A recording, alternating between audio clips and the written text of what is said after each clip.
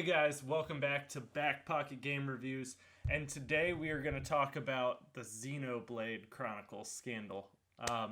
So this is one of the things I cited in a previous video that a lot of people didn't fully understand what I was talking about, so I'm going to go into a little more depth of explaining this particular situation. Which this is a specific incident where I'm speaking of them selling new games as used, and a lot of people are like, oh, I don't know what the problem with that is. So, Xenoblade Chronicles was a game that came out for the Wii. I'm sure a lot of people have heard of it. It was a limited run, Gamestop exclusive. Some GameStops didn't even get enough to fill their pre-orders. Really hard to find.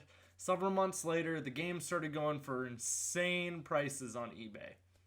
You'd see it for like 90, 120. It just all ranged drastically on what you might find it for. So the crazy part then is a few months after it started going up in price, at GameStop, we started getting in unopened copies of the game again. And when I say unopened, I don't mean like there was a few in with some games.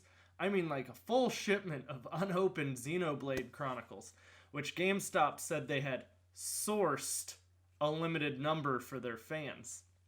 So mind you, at this point too, they're selling it on their website for $20 new, but it's sold out. So you can't even get it online on the website new.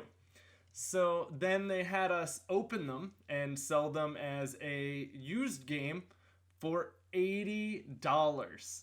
Actually, I think it was $90 at its highest, but $80 was what I remember it being priced at when I was last there, which is insane. So essentially what happened was GameStop either held on to more copies of this game than what they admitted that they had, even not fulfilling some of their pre-orders, or depending on the type of relationship they had with Nintendo for the exclusivity, they may have commissioned another run of the discs, or maybe they only sold their initial shipment.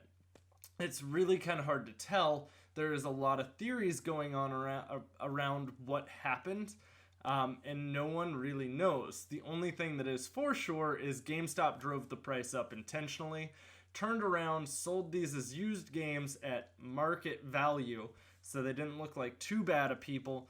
But they created that demand. That demand was simply created by them, which is super shady for a company to get a limited run of something, discontinue it just to drive the price up, and then market it to you at a higher price. Even though they're still selling it new on their website at $20, these are new games. These were brand new, unopened games they're telling us to open and mark as used. Which is probably one of the shadiest things that happened the entire time I worked for that company.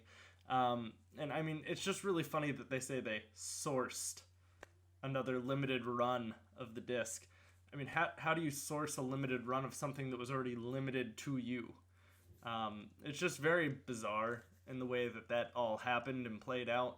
And Lord willing, they never do that again, because I know they got a lot of backlash from it. I mean, you can find articles all over the place on when they did it, how it went down.